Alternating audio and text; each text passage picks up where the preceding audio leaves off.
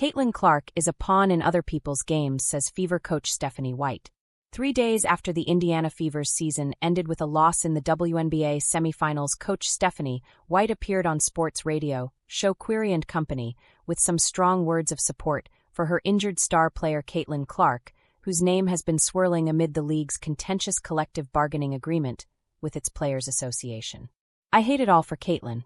You know, she's a 23-year-old kid who loves to play this game, who is a pawn in a lot of other people's games, and a lot of other people's narratives," White told Query on Friday's show on 107.5 The Fan. "And I hate that for her." In her exit interview earlier this week, Players Association Vice President Nafisa Collier of the Minnesota Lynx relayed a conversation she had with WNBA Commissioner Kathy Engelbert, in which Engelbert allegedly said Clark owes her off-the-court income to the exposure she receives from the league. White went on to praise the way Clark handles the scrutiny that comes her way. "She is so mature for her age. I mean, Jake, think back to when we were 23 years old. Holy cow. But she's so mature.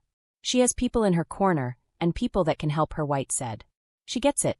She understands the big picture." White said she has conversations with Clark to help guide her, but acknowledged she has never been in Clark's shoes. No one outside of a Tiger Woods, a Serena Williams. You can probably name just maybe a handful more of athletes who have been the game changers and who have experienced what Caitlin Clark is experiencing, White said. Other than that, no one can really relate to what she's going through. "I think the biggest thing is we can be there for her. We can offer perspective and do what we can to help deflect and navigate. But at the same time, it's a life that she has to lead. And I think she does it admirably with so much grace and humility. We just want some accountability." As the interview was wrapping up Friday, Query asked, "White, do you believe the WNBA has the leadership right now that it needs?" "It's a tough question because I do believe that where we are, and where we have been, especially from a business standpoint, it's what we've needed," White said. "I do think that there's another layer and level to having someone who understands the basketball side of the league, and whether that's direct leadership, or whether that's building out our basketball operations, our department within the league." White suggested getting former players involved in the basketball operations side of the WNBA. "The more that we can get people who have grown up in this league, who don't see this league as it was 10 years ago, as it was 15 years ago. You've got to see the league for what it is now, and where it's going," she said. "The WNBA is not what it was 10 years ago. And I do think that there are some folks in leadership positions who still think of it that way." White said the league would improve with some forward thinking. "But more than anything, accountability can go a long way. And we just want some accountability for some of the concerns that have been consistent concerns for multiple years," said White. "And part of leadership is taking accountability.